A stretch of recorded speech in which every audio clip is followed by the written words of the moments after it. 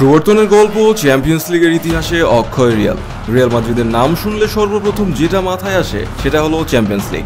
ইউরোপের সেরা এই আসরটির ইতিহাসে রিয়ালের গল্পে কেবল সফলতার নিদর্শন। এই আসরটির ইতিহাসে সর্বোচ্চবার শিরোপা ঘরে তোলার রেকর্ডও রিয়াল মাদ্রিদের রাজাদের দখলে। আরও একবার সেই চিরচেনা শিরোপার দিকেই এগিয়ে যাচ্ছে তারা। চলতি আসরেও রিয়ালের দাপট চলছে সমান তালে। ইতোমধ্যে জার্মান জায়ান্ট বায়ার্ন মিউনিখকে হারিয়ে ফাইনালেও পৌঁছে গেছে কার্লো আনচেলত্তির শিষ্যরা। ফাইনালে তাদের প্রতিপক্ষ বরুসিয়া ডর্টমুন্ড। ওয়েলম্বির ফাইনাল কি আরেকবার রাঙাতে পারবে রিয়াল? এই প্রশ্নের উত্তর মিলবে তাদের প্রত্যাবর্তনের গল্পে। প্রত্যাবর্তন আর রিয়াল যেন সমর্থক।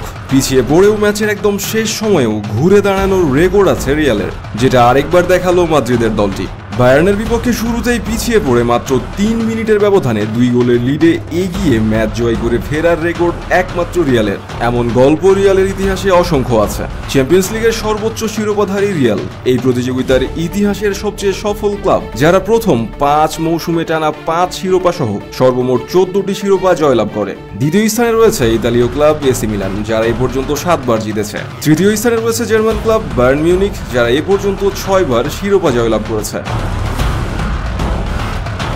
চ্যাম্পিয়ন্স লিগে কেন এত সফল রিয়াল? এই প্রশ্নের উত্তরটা সবচেয়ে ভালো দিতে পারবেন একমাত্র কার্লো আনচেলত্তি। রিয়ালের ইতিহাসে সবচেয়ে সফল কোচ যে এই ভদ্রলোক। তবে ইতিহাসে ফিরে তাকালে দেখা যাবে রিয়ালের জেতার মানসিকতা তাদের সবচেয়ে বড় শক্তি। আর যদি হয় ঘরের মাঠ, যে কোনো প্রতিপক্ষকে তারা হারিয়ে দিতে পারে। ইউরোপের সেরা এই প্রতিযোগিতায় রিয়ালের ধারাবাহিক সফলতার আরেকটি কারণ হলো তাদের জেতার অভ্যাস। কেউ যখন কোনো একটা শিরোপা জয়ের অভ্যাস করে ফেলে, তখন তাদের জানা হয়ে যায় কিভাবে সেই পথ ধরে আবারও একইভাবে আগানো যায়। এই মন্ত্রটাই কাজে লাগায় রিয়াল।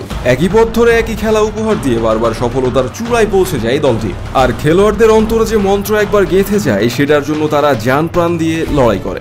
যেমন অ্যান্টোনিও রুডিগার 4টি লিগে 4টি ক্লাবে খেলে এই 31 বছর বয়সে এসেও সামলাচ্ছেন রিয়ালের রক্ষণ। মূল 2 সেন্ট্রাল ডিফেন্ডার যখন চোটের কারণে মৌসুম জুড়ে খেলার বাইরে, তখন তিনি রক্ষণ সামলাচ্ছেন শরীর দিয়ে, স্কিল দিয়ে আর হৃদয় দিয়ে। হয়ে উঠেছেন রক্ষণের নেতা। সবচেয়ে গুরুত্বপূর্ণ ক্লাবের জার্সিকে ধারণ করছেন সবটুকু আবেগ আর সত্তা দিয়ে। এখানেই রিয়াল অনন্য এবং অসাধারণ। যে অসাধারণের পথ ধরে আরেকবার ইতিহাসের অক্ষয় কালিতে নিজেদের নাম লেখার অপেক্ষায় রিয়াল, আরেকবার রাজকীয় উপাধি গায়ে মেখে সুবাস ছড়ানোর অপেক্ষায় মাদ্রিদের রয়্যাল এই ক্লাবটি।